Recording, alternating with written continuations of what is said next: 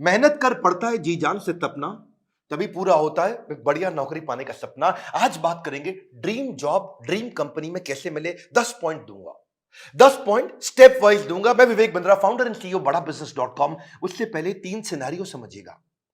पहला सिनेरियो, जो काम करने में आपको बहुत मजा आता है और आपको अच्छे से करना भी आता है, लेकिन अगर उसके पैसे अच्छे नहीं मिले आपको तो आप जिंदगी भर गरीब रह जाएंगे।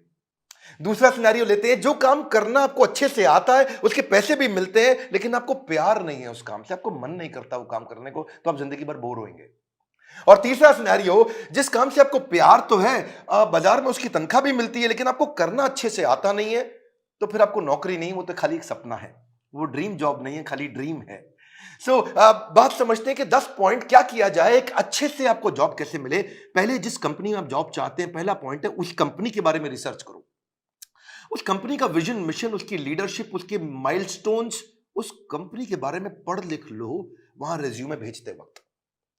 नौकरी.com पे बहुत सारी अपॉर्चुनिटीज आपको मिलेंगी, लेकिन पहले कंपनी की वेबसाइट, इंटरव्यू में जाने से पहले उसके सोशल मीडिया, उसका एंगेजमेंट, माउथशट.com, ग्लासडोर.com, उसका लिंक्डइन, उसके सारे गूगल पे सब चीजें। जितना ज्यादा आप इंटरेस्टेड होंगे, उतना आपका कैंडिडेचर इंटरेस्टिंग हो जाएगा।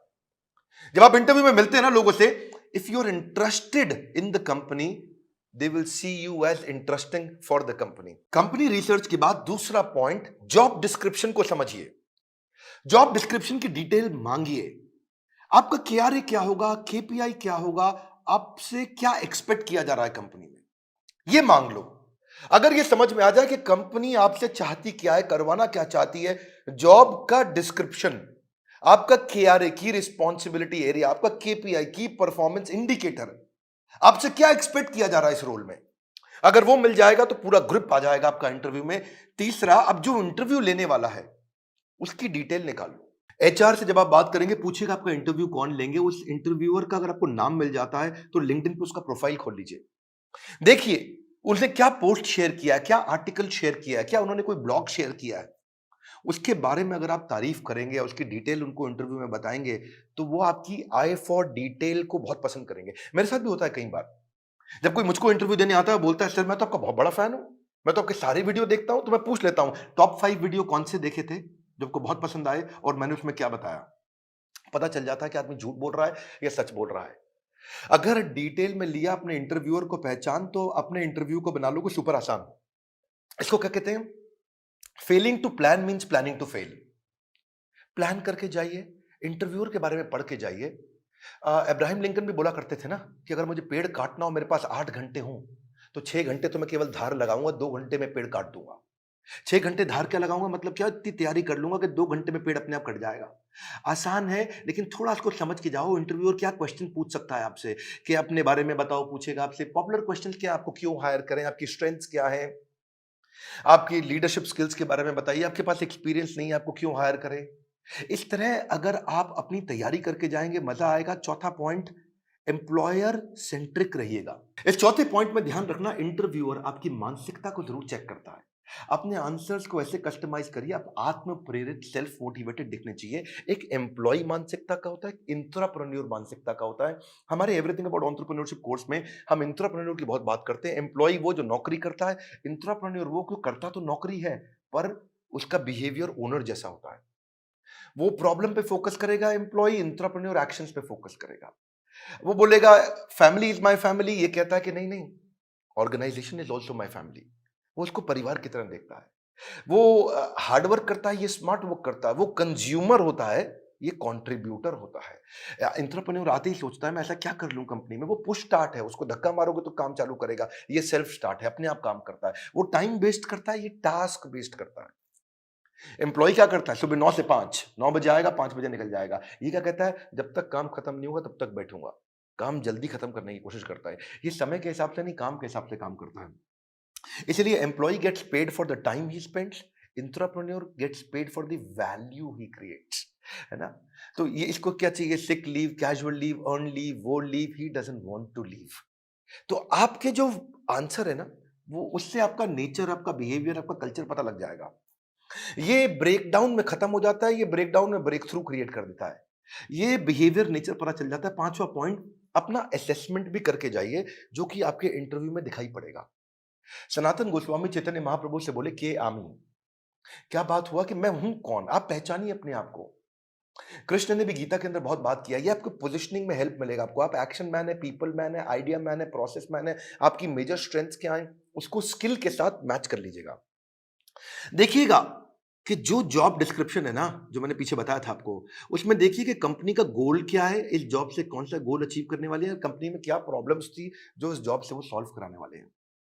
और जब आप जाएंगे तो अपने हार्ड स्किल और सॉफ्ट स्किल को जरूर समझ के जाइएगा। ये छठा पॉइंट है।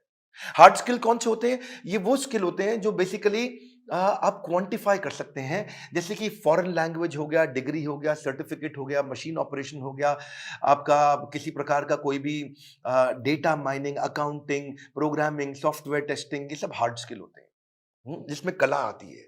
जैसे फाइनेंस के अंदर बजटिंग, बिजनेस प्लानिंग होता है या प्रोडक्ट डेवलपमेंट होता है। लेकिन सॉफ्ट स्किल कौन से? बातचीत कैसे करते हो, आपका टीम वर्क कैसा है, आप डिसीजन ले पाते हो नहीं, लीडरशिप है कि नहीं, मोटिवेटेड रहते हो कि नहीं, सुनते हो ध्यान से कि नहीं, पीपल स्किल है कि नहीं, इंटरपर्सनल फ्लेक्सिबिलिटी, टाइम मैनेजमेंट, ये सारे सॉफ्ट स्किल है। उस तरफ हार्ड स्किल है। तो पहले से ही चेक करके जाइए, क्योंकि आपका see he who speaks without attentive ear is mute. क्या मतलब हुआ? जो बिना सुने बोलता रहता है, बोलता रहता है, जो बिना सुने बोलता रहता है, वो सबसे बड़ा गूंगा होता है। उसके बोलने का कोई फायदा नहीं है। इसलिए आपकी कम्युनिकेशन में सुनिए ध्यान से कि वो क्या डिमांड है आपसे। इफेक्टिव कम्युनिकेशन में 20% is only what you know, 80% is how do you feel about what you know. कैसे आप उसे कम्युनिकेट करते हैं। सीधे बैठिए, हमेशा स्माइल मेंटेन करिए। ऐसा करके आराम से रिलैक्स होकर के बैठने वाला तो जमेगा नहीं ना। कॉन्फिडेंट और इंफॉर्मेटिव लगते हैं जब आप अच्छा कम्युनिकेशन और सॉफ्ट स्किल मैनेज कर पाते हैं। सातवां है, अब मौका ढूंढिए कि आप भी कोई ऐसा क्वेश्चन करें जिस क्वेश्चन से इंटरव्यूअर को लगे यार ये आदमी बुद्धिमान है। एक बात बताऊं आपको कि knowledge is having the right answer, but intelligence is asking the right question. ज्ञानी व्यक्ति के पास उत्तर होता है, पर बुद्धिमान व्यक्ति के पास प्रश्न होता है। अगर आपने कोई ऐसा प्रश्न किया जिस प्रश्न से वो बहुत इंप्रेस हो सकता है, जैसे आप उनसे पूछिए इस बारे में, इस रोल से आप कौन सी प्रॉब्लम सॉल्व करना चाह रहे हैं, इस रोल के माध्यम से आप कौन सा गोल अचीव करना चाह रहे हैं, इस रोल से आप मेरी परफॉर्मेंस को कैसे इवैल्यूएट करेंगे। कितना पावरफुल आप प्रश्न पूछते हैं, यह भी सामने वाले को इन्फ्लुएंस करता है। आठवां, सैलरी नेगोशिएशन की बात आए तो बहुत जोर मत डालिएगा। अनरियलिस्टिक सैलरी हाइक से सामने वाला समझ जाता है ये केवल पैसे के लिए नौकरी करने आया है, ये वैल्यू नहीं क्रिएट कर पाएगा। इसलिए वैल्यू क्रिएशन पे फोकस करिए, वैल्यूएबल अपने आप आएगा। मैं इसमें आपको हमारे जो दूसरे डायरेक्टर हैं संजय कथोरिया जी, इनका आपको 2015-16 का एक्सपीरियंस शेयर करता हूं। एक बार ये श्रीलंका में एक कंपनी के चेयरमैन के पास इंटरव्यू देने गए और कंपनी के चेयरमैन ने एक ही बात पे इनकी मर्जी की सैलरी दे दी। और वो क्या बात थी? जब उन्होंने पूछा क्या सैलरी लोगे, तो ये कहते हैं I believe in creating value and then sharing value. क्या मतलब हुआ इसका? कि मैं पहले 100 दिन आपके लिए वैल्यू क्रिएट करूंगा, अगर वैल्यू क्रिएट हो गई बढ़िया, तो उसके बाद आप उस वैल्यू को शेयर कर देना मेरे साथ, तब आप तनख्वाह मेरे हिसाब से दे देना। अभी आपको जो समझ में आता हो आप दे सकते हो मुझे, लेकिन मैं वो काम करके दिखाऊंगा, वो वैल्यू क्रिएट करूंगा, तब मैं वैल्यूएबल डिमांड करूंगा। Create value then share value. ये बात सामने वाला इतना इंप्रेस हुआ, बोला कोई बात नहीं, 100 दिन की बात की है, आज ही बता दो क्या तनख्वाह लोगे। जब आप वैल्यू क्रिएट करने पे फोकस करते हो, पहले कहते हो मैं वैल्यू क्रिएट करूंगा बाद में अपना शेयर लूंगा, इससे सामने वाले को आप पे बहुत कॉन्फिडेंस आ जाता है। सैलरी नेगोशिएशन पे बहुत फोकस मत करिए, मेन मुद्दा समझिए, वैल्यू क्रिएशन पे फोकस करिए। सैलरी नेगोशिएशन अपने आप हो जाएगी जब वैल्यू क्रिएशन का सामने कॉन्फिडेंस आ जाएगा कि आप करके क्या दिखा सकते हैं जॉब में। 9वां पॉइंट, अपने रेज्यूमे पे ध्यान दीजिएगा। ये हालांकि मैं थोड़ा पहले भी बता सकता था 9वां पॉइंट, पर ध्यान रखिए अपने लाइवली और एक्शन ओरिएंटेड वर्ड लिखिए। रेज्यूमे लंबा मत बनाइए, 6 पेज, 8 पेज, 10 पेज का, क्योंकि जो रिक्रूटर होता है या जो इंटरव्यूअर होता है वो उसके पास ज्यादा समय नहीं है देखने के लिए। बुलेट पॉइंट्स में लिखिए ताकि मैक्सिमम चीजें कैप्चर हो जाएं कम समय में। सीक्वेंस के अपना एक्सपीरियंस लिखिए, और अगर एक्सपीरियंस ज्यादा नहीं है तो कोई बात नहीं, आपने आज तक जो भी कहीं पे थोड़ा बहुत इंटर्नशिप भी किया तो वो भी डालिए। एक कवर लेटर अगर आप बना सको ना, तो वो गेम चेंजर होता है अपनी एग्जैक्ट पोजिशनिंग के लिए। कि आपके पास स्किल है और कंपनी को ये जरूरत है, तो कंपनी की जरूरत और आपके स्किल कैसे मैरी कर सकते हैं आपस में, कैसे मैरिज होगी। तो एक छोटा सा कवर लेटर आधे पेज का 8-10 लाइन का बना सकें अगर आप तो।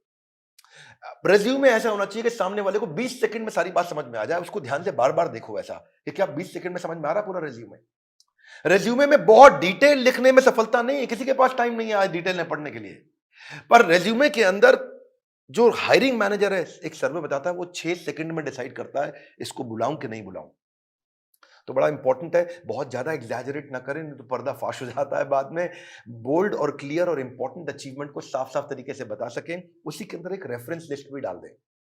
जो आपकी integrity, work, decision making, punctuality, flexibility के बारे में कोई रेफरेंस पुरानी कंपनी के या कोई बड़े लोग ऐसे हैं जो आपके बारे में कहने को तैयार हो, तो नीचे लिख भी दीजिए कि ये आपको आपके बारे में ये रेफरेंस, मतलब किसी और व्यक्ति, कोई और व्यक्ति भी आपकी तारीफ करने को तैयार है तो उसका नाम, उसकी डेजिग्नेशन, उसका फोन नंबर लिख दीजिए। इससे भी कॉन्फिडेंस आता है।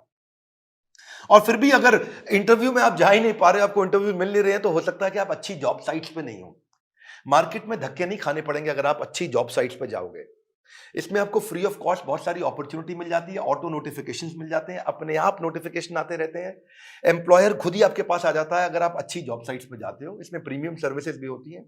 बड़ी पॉपुलर जॉब साइट्स में shine.com, naukri.com, Times Ascent, Times job और मॉन्स्टर है। लेकिन अगर आप नए हैं तो freshers world, fresherslive.com, Internshala, Internshala internship पे काम कराती है, या freelancer.com, indeed.com। अगर आप नए हैं तो इन पे जाइए। बेरोजगार खेल रहे हैं स्मार्टफोन पर ताश, ये वीडियो उनको शेयर करें, दिशा मिल सकती है बड़ी खास। मैं एक बात और बताऊंगा, हमारे प्रॉब्लम सॉल्विंग कोर्स के अंदर हमने पूरा का पूरा कोर्स ही इसके ऊपर बना रखा है, और एवरीथिंग अबाउट एंटरप्रेन्योरशिप को भी अब 2 हिस्से में डिवाइड कर दिया है। अगर आप नए हैं, इंट्राप्रेन्योर बनना चाहते हैं, या आगे चल के स्टार्टअप शुरू करना चाहते हैं, तो एवरीथिंग अबाउट एंटरप्रेन्योरशिप का एक हिस्सा आपको काम आएगा। और दूसरा जो बिजनेस कर रहे हैं उनके लिए तो है ही है। मैं फिर से आपको रिक्वेस्ट करूंगा कि बेरोजगार खेल रहे हैं स्मार्टफोन पर लूडो और ताश, हाँ, वीडियो शेयर करो उनको, दिशा मिल सकती है बड़ी खास। ताश से बात नहीं बनेगी, इस खास दिशा से बात बनेगी। अगर आप नए आए हैं, सब्सक्राइब जरूर करिएगा, लाइक करके उत्साह बढ़ाइए, बोर्ड लाइन नंबर पे फोन करिए, चेक करिए कि कैसे एवरीथिंग अबाउट एंटरप्रेन्योरशिप जिंदगी भर के लिए आपको एक बड़ी दिशा दे सकता है, आपको एक इंट्राप्रेन्योर बना सकता है। किसी को नौकरी मिले ना मिले, इंट्राप्रेन्योर की बहुत कमी है, उसको नौकरी जरूर मिलती है। हमारे साथ जुड़े रहने के लिए, दुनिया का नंबर 1 एंटरप्रेन्योरशिप यूट्यूब चैनल बनाने के लिए, वीडियो को लाइक करके उत्साह बढ़ाने के लिए आप सबको हृदय की गहराइयों से प्रेम पूर्वक बहुत बहुत धन्यवाद।